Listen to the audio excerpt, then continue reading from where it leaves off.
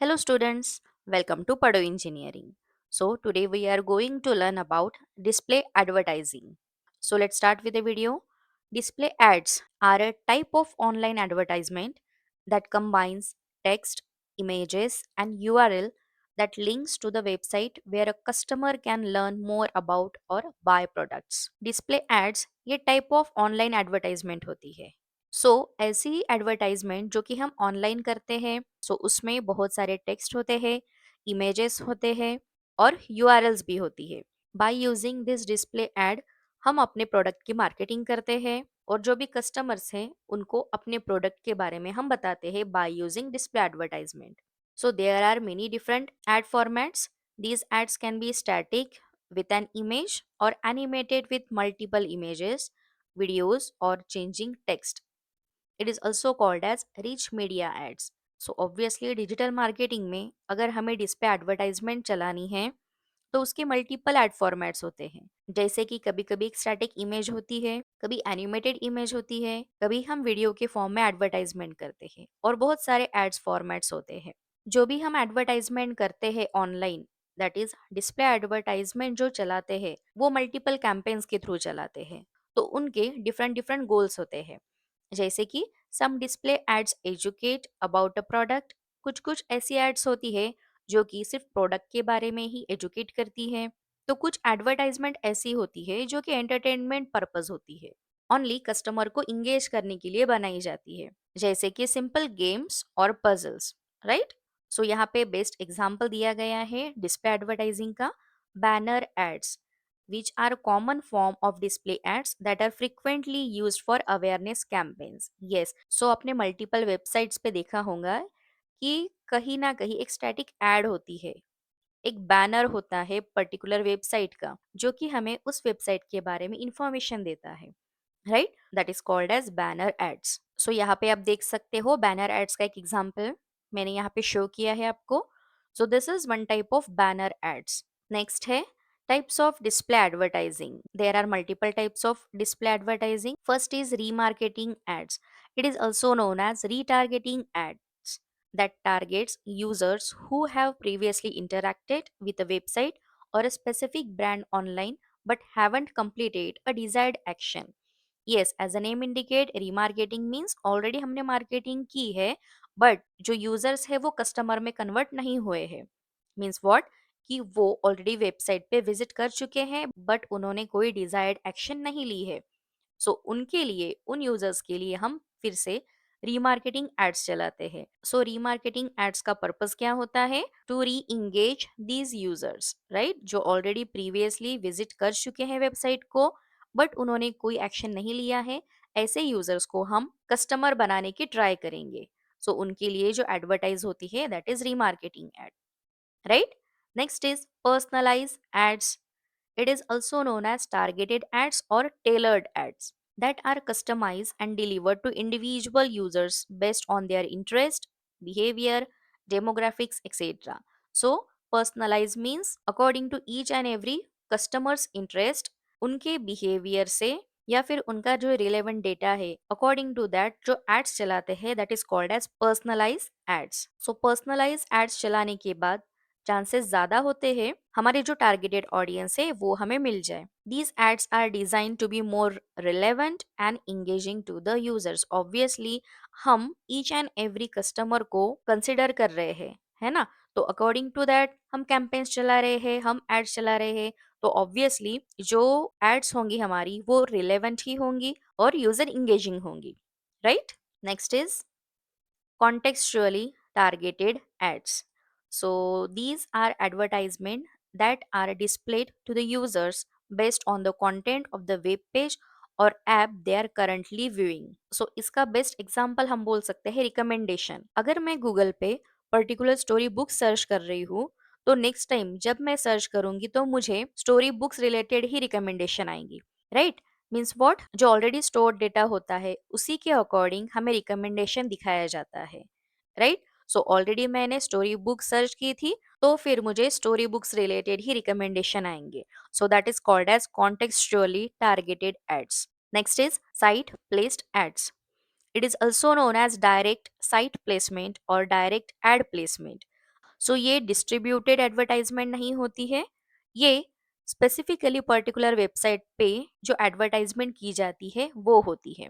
That means particular website पे particular location पे जो एडवर्टाइजमेंट की जाती है that is called as site placed ads. Particular website पे अगर कोई अपनी एड शो करना चाहता है तो वो डायरेक्टली वेबसाइट ओनर से कम्युनिकेट कर सकता है, निगोशिएट कर सकता है, within that time limit वो एड्स चला सकता है, right. So that is called as site placed ads. और भी बहुत सारे डिस्प्ले एडवर्टाइजमेंट के टाइप्स हैं, यहाँ पे देखिए। ट्रेडिशनल डिस्प्ले एड्स, ये बहुत कॉमन है, जो कि पर्टिकुलर वेबसाइट पे या फिर एप्लीकेशन पे प्लेस होती है according to the interest of user, customer and location, right. Then responsive ads, ऐसी एड्स होती है जो कि ऑटोमेटिकली एडजस्ट करती है according to their size, format and appearance, और जो कि डिफरेंट डिफरेंट प्लेटफॉर्म्स पे फिट हो जाती है according to their screen sizes. Yes, so that is called as responsive ads. Next is retargeting ads. So जैसे रीमार्केटिंग एड्स होती है वैसे ही रीटारगेटिंग एड्स, कि जो यूजर्स ऑलरेडी विजिट कर चुके हैं हमारी वेबसाइट पे बट उन्होंने कोई भी डिजायर्ड एक्शन नहीं ली है, ऐसे यूजर्स को कन्विंस करने के लिए, अट्रैक्ट करने के लिए रीटारगेटिंग एड्स चलाई जाती है, right. Then native display ads, ये ऐसी एड्स होती है जो कि रिलेटेड होती है कस्टमर के नीड्स, कस्टमर के एक्सपेक्टेशन से। ऐसी एड्स होती है जिसमें कोई डिस्टरबेंसेस नहीं होती है, अकॉर्डिंग टू यूजर एक्सपीरियंस वो एड बनाई जाती है। So that is called as native display ads. Next is social display ads, ads that are specifically designed for social media platforms. Obviously particular social media platform के लिए जो ads बनाई जाती है that is called as social display ads. So there are multiple social media platforms, so each and every platform के लिए advertisement अलग होती है। Buying models in digital marketing, अपने प्रोडक्ट की मार्केटिंग करने के लिए मार्केटर्स कुछ मीडिया प्लेटफॉर्म बाय करते हैं, राइट। सो मीडिया बाइंग ये एक प्रोसेस होती है जो कि हर एक मार्केटर अपने टाइम स्लॉट्स के अकॉर्डिंग उनकी जो प्लेसमेंट है वो सिक्योर करता है on multiple media platforms, right. So different model advertiser होते हैं, जब कैंपेन चलाते हैं तो ये जो लिस्ट आउट किए गए हैं वो मीडिया बाइंग मॉडल यूज करते हैं। सो वन बाय वन हम देखेंगे। सो फर्स्ट टू हमने ऑलरेडी प्रीवियस की वीडियोस में कवर कर लिए हैं, आप चाहे तो प्लेलिस्ट में जाके देख सकते हो, that is CPM and CPC. So हम डायरेक्टली मूव करेंगे CPL, cost per lead. So ये क्या होता है देखते हैं। CPL is the amount you pay to generate a single lead from an ad campaign. कोई भी एडवर्टाइजमेंट हम रन कर रहे हैं और बाय यूजिंग दैट एडवर्टाइजमेंट अगर मुझे कोई कस्टमर मिलता है, so that is called as cost per lead. Means what, कि एक यूजर, रैंडम सा यूजर है, वो कन्वर्ट हो रहा है मेरे कस्टमर में, right. So that is called as cost per lead. So जो भी यूजर है उनको लीड बनाने के लिए कुछ एक्टिविटीज करनी होती है, जैसे कि personal information through a form, phone calls करने होते हैं या फिर मैसेजेस करने होते हैं, सो दैट जो पर्टिकुलर यूजर है वो कस्टमर में कन्वर्ट हो जाए। सो यहाँ पे टारगेटेड ऑडियंस ही कंसिडर की जाती है जो कि इंटरेस्टेड हो आपके प्रोडक्ट में। Your sales team can then use this information to drive acquisition. Yes, so आपके पास बहुत सारा डेटा होता है रिलेटेड यूजर्स का, रिलेटेड कस्टमर का, टारगेटेड ऑडियंस का, और उन्हें फिर आपको कॉल करके, मैसेजेस करके कस्टमर बनाना होता है। Next is CPA, cost per acquisition. An acquisition is any action that you define as valuable for your business. ऐसी कौन सी भी एक्शंस होती है जो कि हमारे मार्केटिंग के लिए इम्पॉर्टेंट है, नीडफुल है, so that is acquisition. So cost per acquisition में अगर आपको रेवेन्यू जनरेट हो रहा है तभी आप प्लेटफॉर्म यूज कर सकते हो, दैट इज प्लेटफॉर्म की फी आप पे कर सकते हो। So it is risk free. Risk free बोला है दैट मीन्स मोर चांसेस होते हैं कि आपको आपके कस्टमर्स मिलेंगे ही मिलेंगे, बट ये लिटिल बिट एक्सपेंसिव है, right? So this essentially means that platform works to generate leads and only gets paid when you convert a lead into the customer. Yes, मैंने अभी वही बोला है, हायर चांसेस होते हैं कि जो लीड है वो आपकी कस्टमर में कन्वर्ट हो जाए। ऐसे बहुत से प्लेटफॉर्म्स होते हैं जो कि चार्ज करते हैं फॉर योर रीच, जो कि इम्प्रेशन होता है पर्टिकुलर एडवर्टाइजमेंट का, या फिर लीड्स पे वो चार्ज करते हैं। Next is CPV, cost per view, बहुत इजी है ये। You will pay for video views और इंटरेक्शन, राइट। सो यहाँ पे एग्जांपल दिया है कि अगर कोई आपका वीडियो फॉर 30 सेकेंड्स वॉच करता है तो उस पे कॉस्ट काउंट की जाती है, राइट। वैसे ही for a particular short, particular video, for particular post, जो टाइम ड्यूरेशन होता है, टाइम लिमिट होती है, उसके अकॉर्डिंग अगर कोई वॉच करता है, व्यू करता है, तो उस पे रेवेन्यू जनरेट होता है। So that is cost per view. यहाँ पे एग्जाम्पल दिया है 0.50 रुपीज CPV मीन्स यू पे 0.50 rupees for each video view. Next is CPE, cost per engagement. जैसे हमने कॉस्ट पर व्यू देखा वैसे ही कॉस्ट पर इंगेजमेंट। यस, ये तो बहुत ही इजी है। जैसे मैं हमेशा बोलती हूँ कि अगर आपको वीडियो पसंद आया है तो लाइक करो, शेयर करो और कमेंट करो। सो इसे ही कॉस्ट पर इंगेजमेंट कहा जाता है।